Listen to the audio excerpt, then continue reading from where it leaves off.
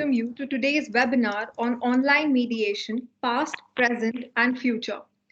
Webnya's name comprises of two words, web for cyberspace and nyay, the Sanskrit word for rules, judgment, and justice.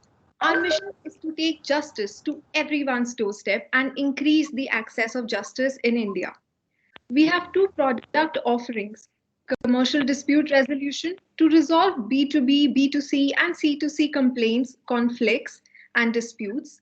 It is a one step place for businesses looking to resolve civil or commercial disputes as well as complaints and grievances. Our second offering is Resolve Virtually platform, which can be used by anyone to resolve existing and future disputes. We also offer 24/7 IT support and a dedicated legal case manager to ensure a smooth hearing and meeting experience. For further details, we invite you all to visit our website at www.webnyai.in or email us at admin@webnyai.in, both of which are in the chat screen for a demo of the platform and for further details. Without taking any further time, I would now like to welcome you all to this session of webinar. Today, we have with us Senior Advocate Mr. Arunesh Gupta, Supreme Court of India, and Senior Advocate Mr. Sudhanshu Batra, Designated Senior Member Executive, High Court of Delhi. I welcome our audience to this session and request them to put questions in the chat box to make the most of this session. To begin with, I would like to know from Aruneshwar sir, when was the concept of online alternate dispute resolution or OADR conceptualized by you as the way forward to help the litigating community? Over to you, sir. Good evening, everybody. Thank you, Webnair, for this opportunity. The concept of online ODR virtually took place about a year back. In fact, we have been working on a neutral platform and we launched ICFA, the India Center for Fast Arbitration. And under ICFA, we were thinking, I was a great votary of online activities. In fact, right from, we had launched the first legal website in way back on 7th of November 1996. Perhaps we were the first one to do that. And then I've been a great votary of online activity because that is the future, which I always thought were for the first time when I read Bill Gates' book, Business with the Speed of Thought and the Road Ahead. And that's why I was trying to put it into the legal structure. So finally, we came out with this idea. And then when COVID hit, really, then we came out with EMAC. And I think this is the best way forward. And online is the future of the country, future for the lawyers. And I don't think there is much choice which the lawyers have. And perhaps the new generation is already very comfortable with it, though they have initial difficulties in training and all. But once they are well trained, I think online will pick up and it is going to be the future of this mediation and alternate dispute resolution. Thank you, sir. And I would also like to know if you could tell us what is the role of young lawyers in OADR? You see, young lawyers have, for that, you see, let me, or should I go through the presentation right now? So that will help you to really understand what I think about it. Yes. Is it fine with you? If I put up the presentation, that will help you to understand what my thinking about, because, go on.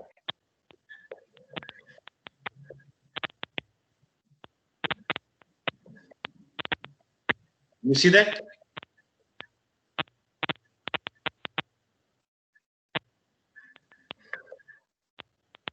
Yes, we can see now, sir. Okay. So let me tell you, for the young lawyers, basically, they must understand the fundamentals of these disputes. And when I say you understand the fundamental of dispute, I always say there are coming into existence of dispute. How does a dispute comes into existence? So if you understand how does a dispute come to existence, and then you understand how the dispute resolutions takes place, then you will be able to really help your clients. As a lawyer, one of the basic fundamental for each lawyer is to understand how does his client does his business. When you're talking of disputes, there are disputes everywhere. So for every dispute, there has to be a relationship. So when I say that there's a relationship, then there is a certain relationship which are sui generis, which exists because you are born to particular parents, you are born in a family, you are born in a caste, you have economic uh, structure in which you are born, you have a social placement, your religion, rituals, religious places. Then you undertake an education, profession, colleagues and friends. You have a neighborhood, colony, and village, town, city, metropolitan. But in all these things, everybody moves on a perfect sense of a trust. Now the trust is like we move on a highway. Now you are moving at a speed of 100 kilometers an hour, and then you see another car coming from the other side of the road, and you have the confidence that the other man by that dividing line will not breach the line and you will not meet with an accident. So that is the confidence that you have in every relationship. But all the relationship at one point or other, it ends into a breach. So the breach of trust in the relationship, or whenever you enter into a contract, there's a breach of the contracts. And there are also laws are made by the state, but there are also violation of the state. Now, when these breaches of relationship takes place, breaching of contracts takes place, when violation of law takes place, then there is a litigation. Now, every time there's a litigation, people try to negotiate it out, but when the negotiation fail, then they try to resolve the dispute. Now, these disputes were earlier resolved by duels, by battles, by wars. It also led to world wars. So there were violent destructions. And finally, we got the UNO coming in. And then that was on the larger scale. But then we have litigation, conciliation, arbitration, and mediation to resolve these disputes. Now, we are here talking about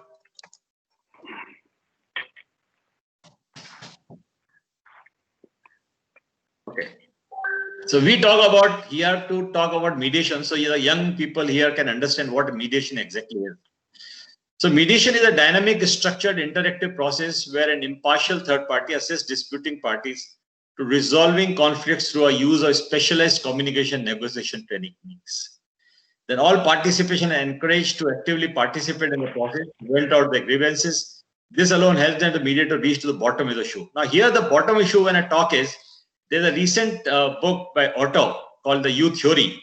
So he says from one side, you take the parties to the bottom of the idea, and then you rise up to resolve the issue, and then you get the entire issue resolved.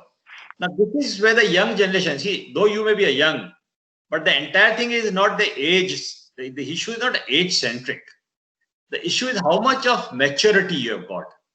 Now, maturity depends on multiple situations. One is your readings, other is your observation, other is your thinking, other is your analysis, and then how you are able to express yourself. So if you want to be a good mediator, you need to have all these qualities. Then mediation is basically a party-centered process and is focused primarily upon the needs, rights, and long-term interest of the parties. Now, this is what the mediation is all about.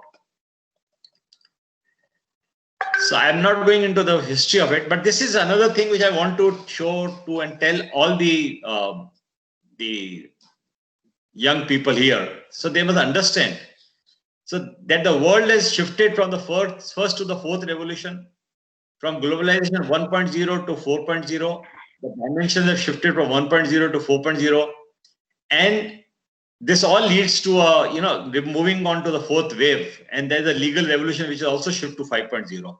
Now, when I talk to 5.0, it is a digital world we are talking about. So we have to understand this present. In present, we have got the paradigm shift, which we call as a paradigm shift. Now, this is where the young generation will have to see. And this is a structure that for an online dispute resolution, how does the whole flow works? Because mediation is basically a very, very consented process. It is not something where you force anything upon anybody. You see, both the parties are willing to resolve the issues. Then you are able to help them, and then you are able to resolve the issue and come out with a solution. So for the young students, for the young lawyers and all, they must fundamentally think that whether they want to continue as mediators or they would like to work as lawyers and litigate and lead to a mediation process, or lead to a mediation between them. You see, there's a very I always call it a very unholy thinking in the minds of some people, and that is percolated down into the lawyers. When I say some people, mean the lawyers, senior lawyers, which is also percolated down, that lawyers make money only when they continue to litigate. And I have a very serious caveat there. I said lawyers make money when they resolve the issues. Because there's so much of litigation today. You see, almost something like 4 crore of litigation is pending today. So no lawyer is going to have less work. So you don't have to stop coming to conclusion. But then now with the coming of the new thinking and new, I would say the new wave which is coming in, the issue is to resolve the conflicts. So what you should do is to help in resolution of the conflict. And that is where the mediation comes in. You see, mediation is not actually a decision of a litigation. It is not where by law you decide, okay, you are right and you are wrong. Mediation is all about working on a gray areas. So the complaint, so when, today the problem is when a complainant, anybody has got when a dispute comes in, he's got a complaint. And then this complaint, you see, he doesn't know. You see, when a client comes to a lawyer, he doesn't know how to draft. He has no idea. He only knows that he has a problem. It's almost like a doctor. You see, he comes and says, look, I have fever. Now, he doesn't know why the fever is there. So he says, okay, get this test, get that test, get this. Now, in a lawyer's office, normally when a complainant comes, then we talk about getting we make a list of dates and events. So virtually we are having a complaint volunteers here. So the young lawyers and the interns, you see, when the structure is there, they can work like complainant volunteers and help the complainant to draft a complaint. And when the structure moves further and then the other party appears, if the other party doesn't appear, the mediation doesn't takes place. If the other party files a reply, then only the mediation takes place. If the other party does not file a reply, again the mediation is dropped. So when the mediation comes for a hearing, then the clients, you see, the lawyers must understand and they must tell. You see, normally when a client comes to a lawyer, he understands what is the issue. So they must help their clients to resolve these issues rather than litigate the issue and continue with the litigation. That's where the young lawyers can help them. That's my thoughts on this. Right, sir. Thank you. And I'm sure our audience is going to graduate as complainant volunteers over here. Now, coming to Mr. Batra, a very good evening, sir. I would like to know whether online mediation can be one-stop solution for settlement of all disputes, or if physical mediation is still quintessential for a specific class of cases. Thank you, Palak. Good evening, everybody, and especially to Mr. Gupta, my friend, who has demonstrated a very good presentation, an overall view of the entire ODR. But I'd just like to clarify a few things. Let us not mix ODR with only mediation. As the name suggests, ODR is online dispute resolution platform. Now, what is the mode of resolution is the alternate dispute resolution. It is not the adjudicatory dispute resolution that you see in courts that we've grown up with, that we've seen all these years, that have been going on since hundreds and thousands of years all over the world. ADR, broadly speaking, has also its branches. For instance, arbitration. Arbitration is an adjudicatory system, yet informal, but it is a third party who decides who is right, who is wrong. Then you have conciliation, which is akin to mediation with a slight distinction, and I'll clarify that. And then you have what is called Lok Adalat. These are the 4 ADRs which are practiced in India. And if you see Section 89 of the Code of Civil Procedure, that deals with all these 4 ADRs, where the court gives an opportunity to the parties in pending litigations to opt for any of these for an attempt for settlement of their disputes. So ODR is essentially using one of these methods of resolution of disputes. Not only mediation, arbitration is also being done through online dispute resolution. As arbitrators, we as arbitrators are also conducting arbitration proceedings through online. Evidence is being recorded. Awards are being passed, orders are being passed, interim orders are being passed, counsels are arguing, but this is an adjudicatory process. Now, conciliation and mediation is a non-adjudicatory process, as Mr. Gupta rightly said. It is when both parties volunteer to find a solution for themselves. There is no third party that decides for you who's right, who's wrong. There is no winner or a loser situation in mediation or conciliation.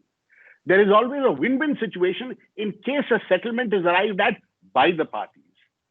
I've been involved in mediation and conciliation for the past over 16 years. I've also been fortunate to be the organizing secretary of the Delhi High Court Mediation Center for 6.5 years, and conducted several workshops and training programs across the country for judges, lawyers. So I would say that this has a completely different flavor from an adjudicatory system.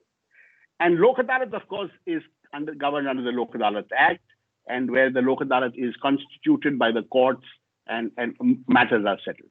But in mediation and conciliation, what the parties are sort of made to think, as I said, the mediator skills, the skills of the mediator is to assist the parties through specialized communication and negotiation skills to make them think what is best for them and for them to generate the options.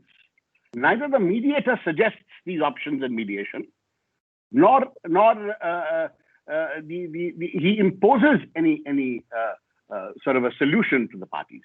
So the technique of mediation is to assist the parties to start thinking in the direction which ultimately makes them write their own judgment. And I often say in mediation that parties are being empowered. It's a self-determination process. It's a process where the parties are empowered to write their own judgment, rather than telling a third party, a judge or an arbitrator, to please decide for us who's right, who's wrong. So this system is also now, of course, if you ask me, there is no substitute for physical mediation. Yes, there is no substitute for physical mediation. This is my personal experience, but it's not that mediation cannot happen through an ODR process. It can happen very successfully and has been happening. Now, question is, I myself, during this COVID time, have done several online mediations. And very interestingly, some of the mediations have been successful, where the parties have decided, have agreed to a settlement and decided their own disputes. But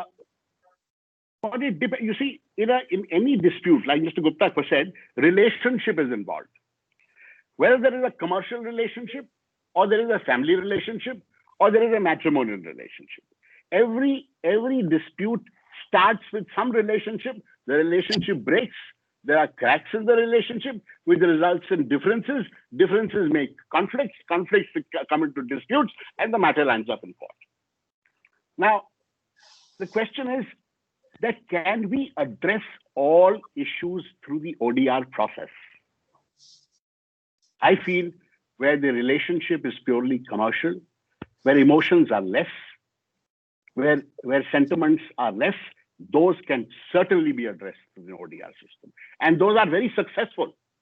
But I have come across cases in matrimonial matters, for instance, in family disputes between siblings. The effect of connecting with the parties. You see, a mediator creates a trust, creates a relationship himself when he first steps into the shoes as a mediator and introduces himself to the parties and gets the parties introduced. So that connect can only come through physical mode. COVID has given us an opportunity to explore this platform. And I think this platform has done extremely well. There have been, people have, have had interactive sessions, people have had webinars, lecture series, people have also had actual mediations and conciliations. And in some of the matters where emotions are not so high, there is a possibility that mediations have been successful. But I've seen where there was a dispute between a son and a mother. Okay, now that dispute, to my mind, could have been much better handled if we were physically present. And unfortunately, it did not land up in a settlement because the parties could not resolve their disputes by connecting with them. What do the mediators do? They establish communication for the parties indirectly till there is direct communication, if there is any possibility. Sometimes only at indirect communication level, the parties settle. But if there is a direct communication, that correct can only come through physical. But yes, as I said, there are a lot of disputes. There are IPR disputes. There are disputes, commercial disputes like MACT disputes. There are Negotiable Instruments Act disputes. These are the disputes. For them, ODR is the future. And I completely agree with Mr. Gupta when I say that, yes, this is even the court hearings we are having. Even court hearings, I see that most of the court hearings are going very successfully. But again, as I said, this is only complementary to the physical form of any adjudicatory system or any ADR system. It cannot be a substitute for it. That's the point I'm making. Now, right. Conciliation and mediation, I just wanted to make a distinction. I'm sorry, Palak. I just wanted to make a distinction for people to understand the distinction between the two. When the parties decide to go to a third neutral party for an attempt to settle the disputes before entering the court premises, before filing any litigation in the adjudicatory system, that person is called a conciliator. When the parties consent that this person will be appointed, and that person is called the conciliator. And that conciliator uses the same techniques of mediation to help parties, except the slight differences that person can also give suggestions. Now, the reason why this is there is that in a court-annexed mediation, a court-referred matter, where the party is already in the court, when the court is referring a party, there is an amount of bias that could be perceived by a party when the mediator is communicating with the parties. But in a conciliation process, both the parties themselves voluntarily opt to go to a particular person as a conciliator. So that concept, therefore the power of the mediator or conciliator is to empower the party, not to decide. But the conciliator can give suggestions. And whatever settlement is arrived at in conciliation, that's called a conciliated settlement agreement and has the same force of an arbitration award under the Arbitration and Conciliation Act. Unlike a court-referred mediation, where a settlement, when it is arrived at, goes back to the court passes an order in terms of the settlement. When it sees that all criteria under the Order 3, Rule 3 principles of CPC are satisfied, and then it passes the order, that becomes final. And then that is enforceable, either as a decree or an order. So this distinction I wanted to make. Yeah, thank you. Right, thank you, sir. And you very beautifully explained us the different mechanisms of ODR, to which I would also like to know from you that whether can we have a combination approach of Med-Arb, or what matters are specifically made for mediation or arbitration, or is it a combination approach that always gives success to the parties? Palak, I think it's a very, very good question you asked. I think Med-Arb or Med-Arb-Med or Arb-Med, Med-Arb, Med-Arb-Med or Med-Arb-Med All these combinations are possible. Now, today we are encouraging all over institutions, in government sectors, we're encouraging that they must introduce a clause in the agreement where the parties should first attempt conciliation or mediation. But the question is, that has to be voluntary. It can't be forced. So by writing it, and if the party does not want to do it, you don't do it, right? So it has to be a voluntary process. But the point is, if it is written in the contract, people will take it a little more seriously. And ultimately, it is they who are to benefit. Mr. Gupta rightly said, there is no need to prolong litigation for parties. You know, there's an old saying that the one lawyer, his grandchild also became a lawyer, the third generation. And that lawyer finally comes to his grandfather and says that, Dadaji, I want to announce that I've got that matter resolved. So the Dadaji got very hassled and he says, why did you get the matter resolved? Because of that matter, I got your father married and I've got you married. And now you think that by resolving it, you're doing anything for your income. So the point is, today that concept is not there. Today the concept is that more you help the parties to resolve, there will be 4 other people coming to you because they'll see you as a solution maker and not a problem creator for them. See, nobody would want litigation. Ask yourself, would you like to go for litigation? Would you like to go to the hospital? The answer is no. Would you like to be a litigator? Go into litigation? Certainly not. So any person, so you have to help the parties, so find a solution for them. So get this concept of mediation first. If mediation fails, go into arbitration. If the arbitration fails, then of course, the arbitration obviously will have to have some decision, either in in favor of one or against the other. Now, in between, Section 30 of the Arbitration Conciliation Act says, in between also, during arbitration process, the parties can be referred by the arbitrator to mediation. So I said ARB-MED. See, one is before arbitration commences, then one is during arbitration. So even ARB-MED is possible. So a combination of this, I think, works very well. And you asked me what kind of cases. There's a wide variety of cases that can actually be resolved through this process, whether it is arbitration or it is mediation or conciliation. But as I said, when it's physical, there are family disputes and matrimonial disputes are more effective. But by and large, all kinds of commercial disputes can be resolved through using this platform of online dispute resolution, either adopting the arbitration or the mediation or the conciliation mode. Thank you, sir. Now, coming back to you, Aruneshwar, sir, I would like to understand as to how online alternate dispute resolution will become effective and a meaningful tool to bring justice in the real sense. Yeah, that's a really, really interesting question. You see, ultimately, if you look back, the human being, in fact, came much earlier than the laws came into existence. And when the human being came and is he settled by tribes, or that came as an agriculturist, or became an industrialist, or we get now metros now, the conflicts continue to arise. And the conflicts continue to arise, as I said earlier, that there were various ways and means to settle the disputes and the conflicts. But ultimately, you see, what were the people looking for? Everybody was looking for justice.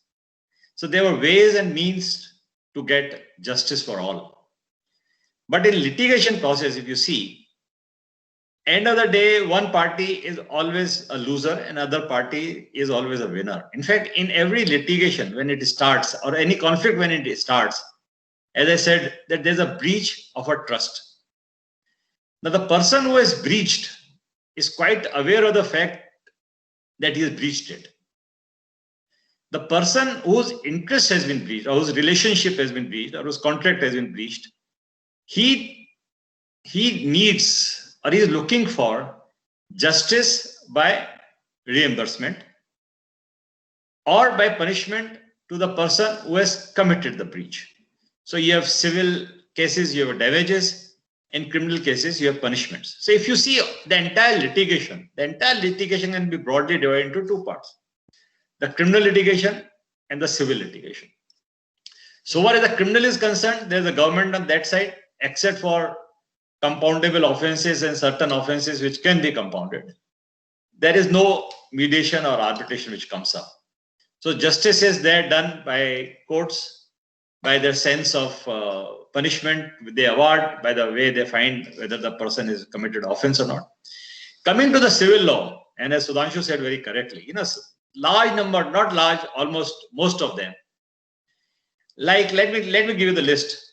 Like banking and loans, commercial trading, company and corporate, construction and infrastructure, employment and service, IPR, copyrights, trademarks and patent, insurance, motor vehicle accidents claim, societies and RWA issues, and interestingly, which interests me most, is sports. Apart from the two major issue, family, when I talk of family, I mean property disputes, inheritance disputes, succession disputes, and matrimonial. Now, all these disputes can be resolved. And in all these cases, justice can finally be done between the parties by the process of OADR. So whether it is mediation, or it is a conciliation, or it is an arbitration, in all these cases, or as Sudhanshu said, mediation during arbitration, mediation after the arbitration. See, ultimately, what are everybody looking for? And let me get to a very fundamental issue. Nobody likes to go to a court, to an office of an advocate. He only goes to an office of an advocate when finally he comes to a conclusion that he has no choice but to go to an advocate. But once he goes there, he feels that he has been terribly wronged. So the person who goes there has to take advice. And when he sees, you see, there may be large number of litigation, large number of conflicts may not have a legal issues. So you try to resolve them out, tell the client, look, there's no legal issue in this. You can't file a suit, you can't file a writ petition, you can't go to the court, try to resolve it out.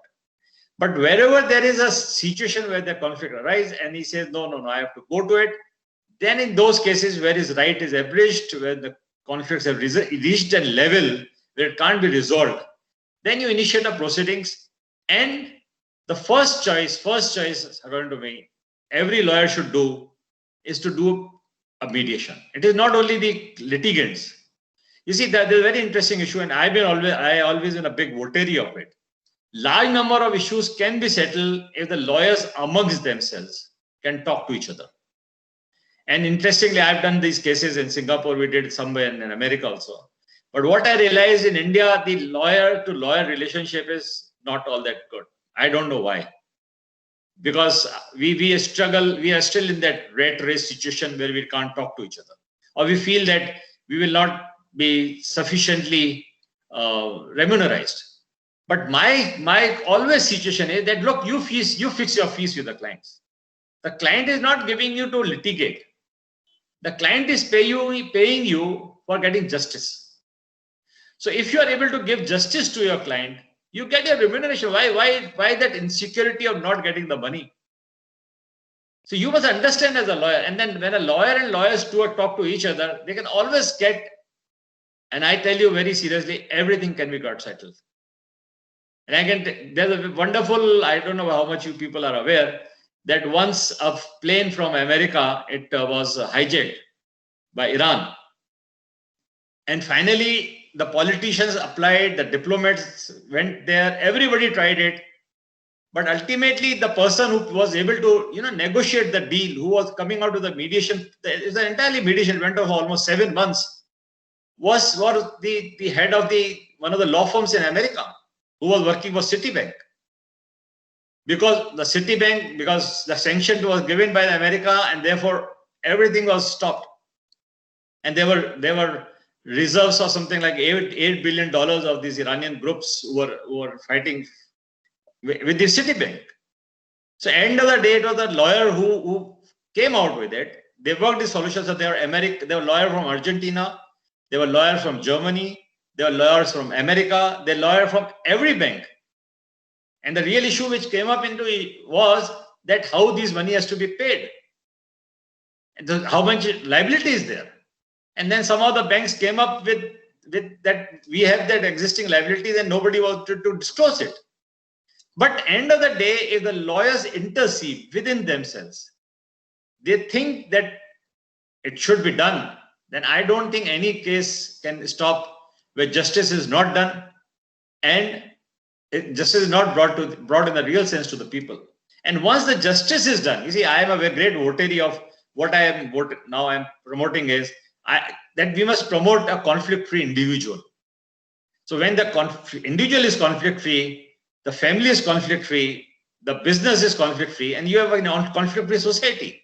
So if you have a conflict-free society, I think still the lawyers will have a lot of work to do because a lot of agreements will have to be done. The prosperity will bring a lot of activities which will help still the lawyers to go on with their profession and make their money. Right. Thank you, sir. And to that, Sudhanshu sir, I would like to know what, as per you, are the qualities that a mediator must have to resolve disputes, and who can be a better mediator, a lawyer, a judge, or even a social worker?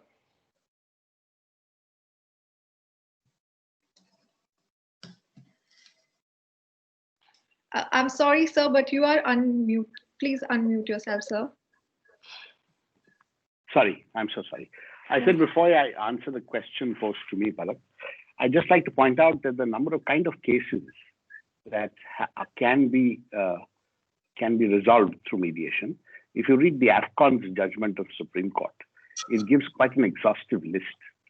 But of course, that list is also not complete because, for instance, interstate succession that Mr. Gupta was talking about, whether a probate court can settle matters, probate has to decide either the will is right or will is wrong. So these kind of questions have also been dealt with later by subsequent judgments, which say that even those can be resolved by to a suit for declaration. I'm only trying to make a point that there are a large variety of cases that can be resolved if there is a will to. Today, the courts are encouraging mediation.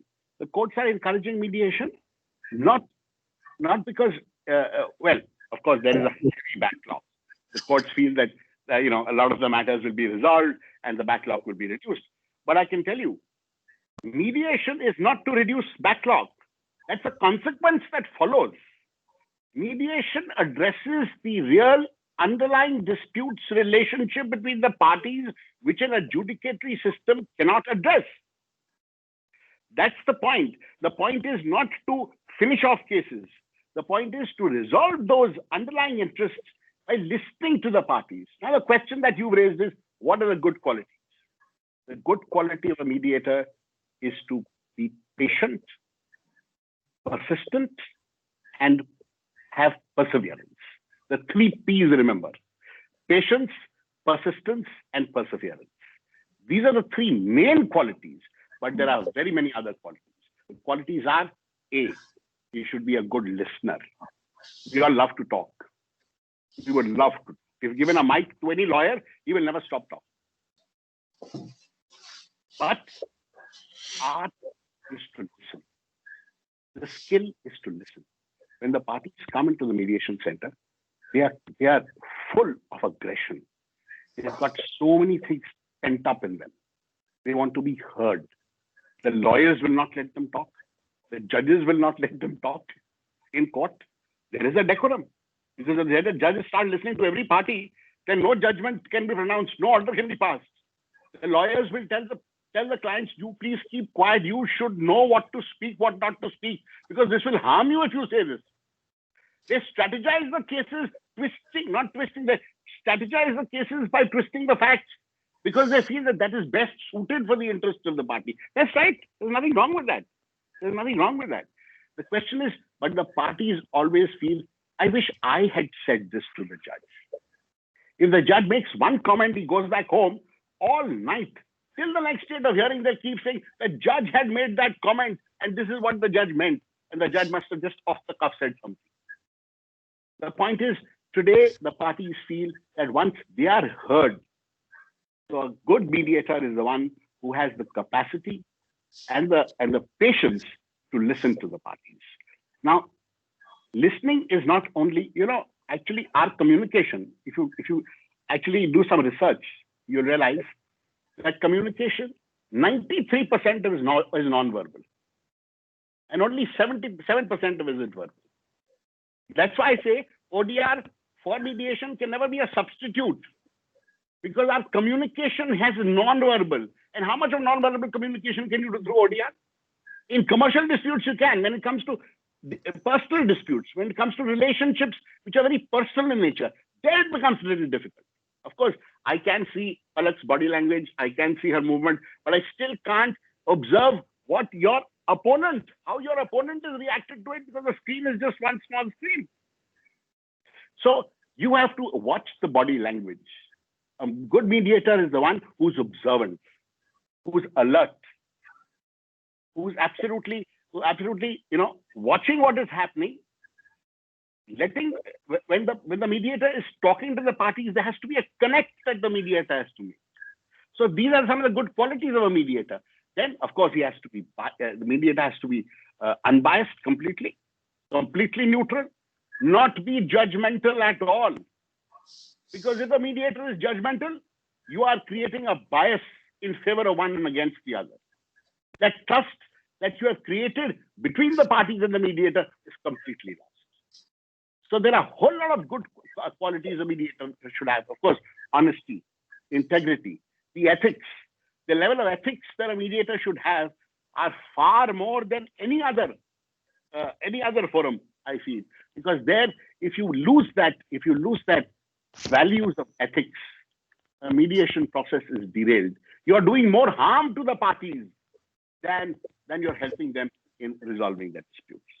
So there are these kind of qualities of patience, of being unbiased, of the neutrality, of listening ability, of being able to ask the right questions. If you're putting the wrong questions, for instance, if you put leading questions, or you're giving questions in the form of a suggestion, again, you're destroying the bias principle. The unbiased principle is being destroyed. So you have to ask open-ended questions. What kind of questions? So all this can only happen once you undergo that training. Mediation is also a very structured process. It may be flexible. It may be not as rigid as an adjudicatory system, but it is a very flexible yet structured process. There is a structure to mediation. We do that in our workshops and explain how a structure can be used to create that situation where you don't take the stress. See, dispute belongs to the parties. The solution will also belong to the parties. Nothing belongs to the mediator. And if the mediator comes back from the room and says, I got the matters resolved, I think that's where he fails first, because the parties get the matter resolved. The mediator doesn't get the matter resolved. The point that I'm trying to make is that the quality of the mediator has to be not egocentric at all. Not give credit to himself or herself to do. It is the parties. You're only assisting them. And that's a skill that you need to learn through workshops and through experience of life and through experience of various matters that you do. What else? What is the next question that you asked? Sir, who can be a better mediator, a lawyer or a judge, or even I think you can be a very good mediator. Why don't you try? Every human being can be a good mediator as long as he is aware of these qualities and he's willing to practice them. Because it's easier said than done. But every human being has some quality or the other. You need to just pick those qualities, use them, and appropriately help the parties in resolving. Right, sir. And while we are on the issue of online mediation, I would also like to know from you that what are the SOPs that can be followed, especially when it comes to an interpersonal dispute? How can the privacy of parties be maintained when a session of mediation is being held online? That's very, very good question. We've been debating about this because, when this COVID hit the entire world and court started hearing matters through PC conferences, virtual conferences, and so on, we said mediation can't lag behind. Mediation has to start. The question was of confidentiality. The most important part of mediation, and why is mediation successful to a large extent, is because of the confidential process. Now, what is confidentiality? Let's first understand this. Confidentiality is between the mediator and the parties. So that means whatever is discussed remains within the four walls or four corners of that discussion of the people who are sitting there.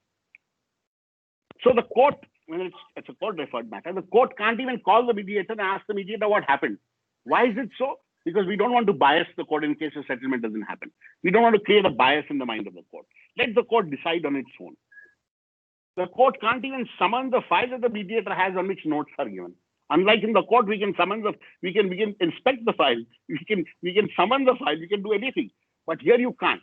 So that amount of confidentiality. Then confidentiality is inter se. I want to we have a joint session with both the parties and the mediator. Or there are multi-parties and all parties and the mediator. Now everything is being discussed. A lot of the times the parties will not want to say something in the presence of the other party. So we say, all right, we'll have a caucus. I don't like the word caucus, it sounds very rude. It's separate session. I'd rather call it separate session. So we tell the party, you please shift to the other room, and then we will have a separate session. Now the mediator is, that party is sharing with the mediator a lot of information which that party would not want to be disclosed to the other side. And that is the element of trust that the mediator creates. That, all right, I'm not going to disclose this. You tell me, and it's going to be between you and me. Unless you tell me at a stage now, please tell them. Okay. Now, that confidentiality, how do you do in ODR? That's one aspect. You know, on these platforms, for instance, the Cisco WebEx platform, I don't know about this micro. You have this, what is this? This is Microsoft platform, right? Whatever it is. So the Cisco platform has a system where we shift the parties to the lobby. The host can shift the parties to the lobby. So we have these separate sessions and we get them back and shift the other party to the lobby. So that amount of confidentiality. But another aspect of ODR is that what about how do you stop recording? How do you stop audio recording? How do you stop? I'm sure you must be recording whatever webinar is going on. Now, how do I stop this to do it? If it's my copyright, how do I stop it? The point is that we have to take an undertaking from them. Now, that again is a very, very difficult area because the mediation confidentiality is extremely important. And we take an undertaking. As soon as they enter the mediation session online, there is a window that comes and we give that clause saying that we undertake that we will not record either audio or video or any kind of thing, and everything said here will remain confidential. I shall also tell you something. Any disclosure made during the mediation session, either orally or through documents, is not admissible in evidence if it is presented by the parties on the ground that it is disclosed in mediation. Again, there is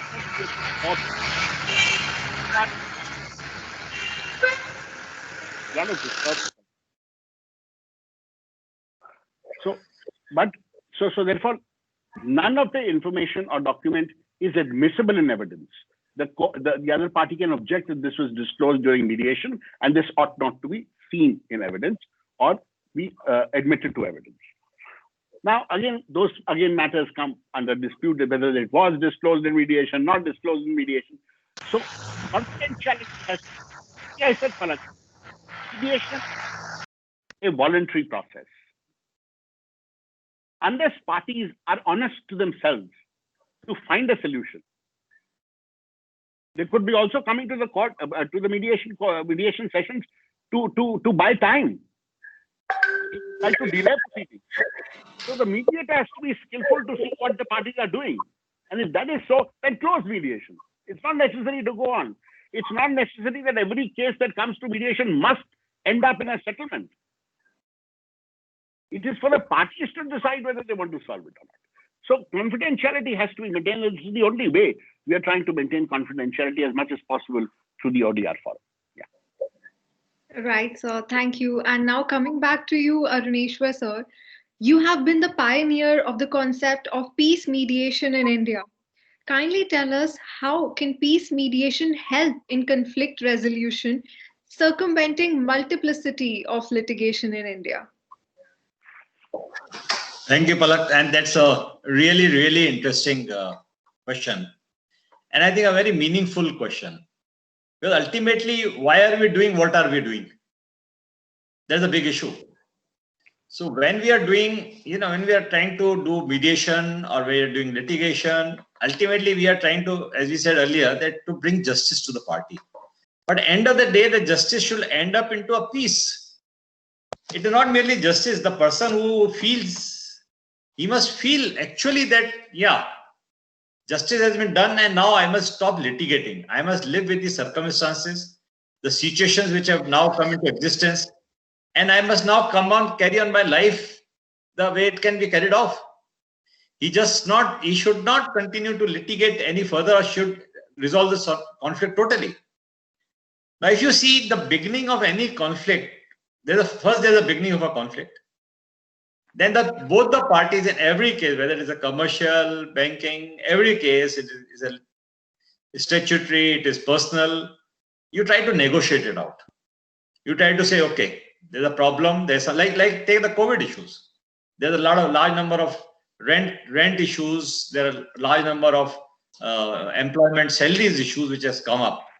So you worked it out and you try to negotiate it out and say, okay, instead of paying 100%, we'll pay you 70%. So you came out with that solution. Now there's no solution. Then you take the help of other people. So you try to put pressures on the parties and try to resolve the party. Because ultimately you're looking for peace. So end of the day, the goal is to have a peace. So you look for other parties and you tell them, look, I can't have so much, so I can't pay you 70%, I'll pay you 65%. So you come out with some solutions. Now, once their solutions are not arriving, then you reach to a lawyer. So you start with mediation. You move on to conciliation. You can go to arbitration on one side. If you litigate, you go to a single judge or trial court, you go to an appellate court, you go to a division bench, you go to Supreme Court, and in Supreme Court again, you go to a curative petition. Now, why all these things are happening? These all things are happening because somewhere the party feels that he is not at peace, he has not got justice. So once at the stage of, and that is one reason why the courts are now pushing the parties, or they are holding a pre-mediation. In fact, the new report which is going to come on this litigation, which is with Niti Aayog now, it is very clear that there has to be a pre-mediation between the parties in all litigations. So the way out is that you talk to them in confidentiality, you talk to them is the way out, you try to work out a method, and you resolve the problem so there's peace forever. And this is what United Nations recently, you see, the United Nations 2019, they have come out with a whole booklet on that, as how to come out with peace mediations. But that is more relating to the international issues, like boundaries issues, like water issues. So, all these cases, you must sit down and you must find out the way to resolve it. And in fact, too good, very good. And in fact, there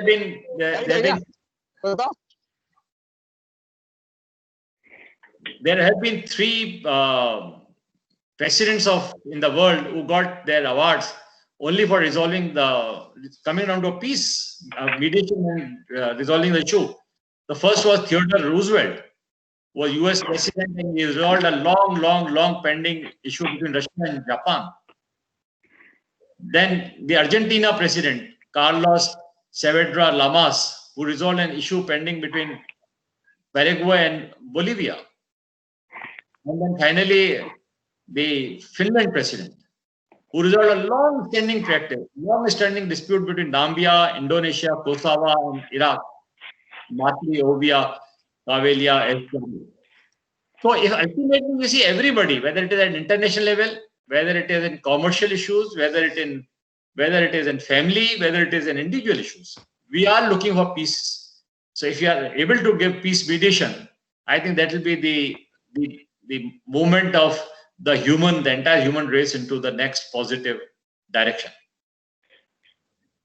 Right, sir. Thank you. And at this moment, I would also like to grab this opportunity since we have you with us, and you'd be the perfect person to tell us more about artificial intelligence. And as a lawyer myself, I'm concerned, would it be the death of lawyers or a new beginning for us? Please share your views, sir. Look, when we launched the website in '96, everybody thought internet will kill lawyers and kill employment and kill situation. So there was a big halla gulla in 2000, the millennium. Nothing happened. Not only nothing happened, but the world has moved into a new direction. You see, people who work and people who want to work, people who learn, people who want to learn, there is no limit. Now, let me tell you, in artificial intelligence, people really don't have any idea right till now. As much as they didn't have any idea in '96 about internet and computers, we are exactly in the same situation today. You see, artificial intelligence is, let me give a very clear example of artificial intelligence. It's like a chess game. So when the chess started, Fisher Fisher was the first person who was a grandmaster and who won early at a very young age. So they had a blue whale as a computer, and then there was they used to have a game between Fisher and the computer. And he won all the 4 games, the big 4 games, which are said to be. And then the idea was that, look, and then they continued to play the computer to the grandmaster. And for almost 20 years, let me take it 20 years, took almost 20 years, that they continue, every grandmaster used to play with the computer. So if you must be having computer on your mobile also, it gives you a probable possibility of what move the other party can have. So if you see the fixed structure, there are 64 places, 32 on this side, 16 on this side, 62 on this side, 32 black, 32 white. So, but the number of moves is 64 raised to power 62 raised to power 32. So, the n number of moves. And then the moves in the chess is also dependent on the position of all the chess players at that point of time, at that point. Now, then this was the perfect, and then ultimately the computer was able to defeat the Grandmaster of Russia. And that was the day. And the reason was that it has, and that was that is how the artificial intelligence really comes into play. Now, when you come down to law, there are 2 stages where artificial intelligence can do. In fact, 3 places where artificial intelligence can do wonders.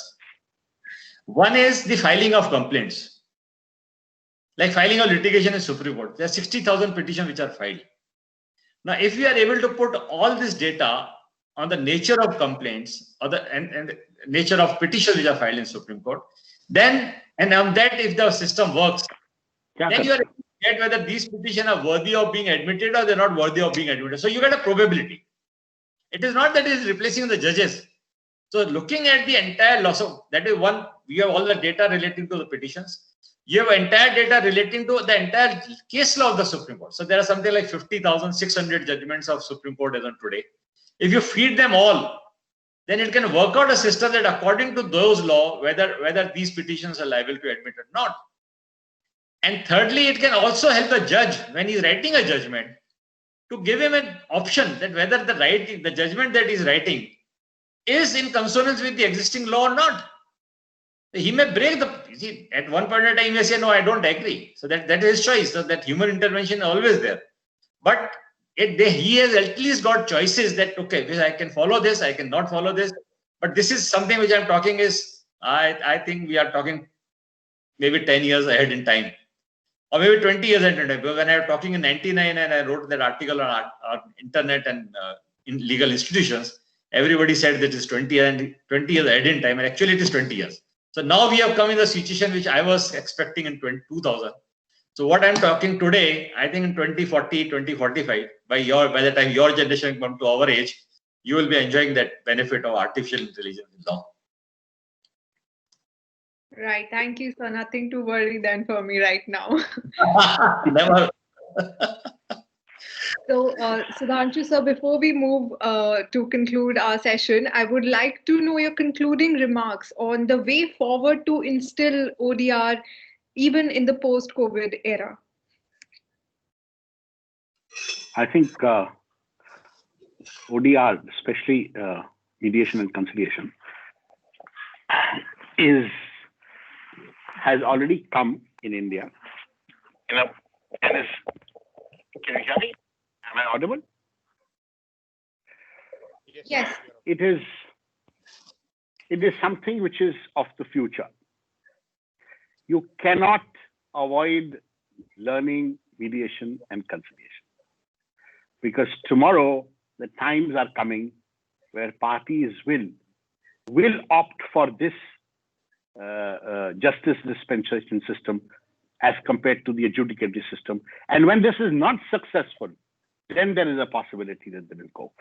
Now the question is that this system will be strengthened when it is institutionalized.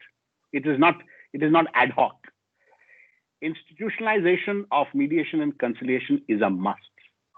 It should be a parallel system of dispensation of justice with the adjudicatory system and recognized by the government as an institution. And once that comes up, and it is very soon going to come, Niti Aayog, Mr. Gupta was rightly saying, is working on it. There is a committee also that has been formed on ODR, and it is headed by Justice Sikri and the former judge of the Supreme Court. And they're all working towards making this, strengthening this. So I think there is no scope for youngsters to avoid learning these concepts, because this is going to be the future of dispensation of justice. Yeah. Thank you so much, sir. We completely agree with both of you here. And I would also like to inform you that at WebNyai, we take this very seriously, and we have separate chat rooms, a separate lobby, and even breakout rooms for mediators to discuss.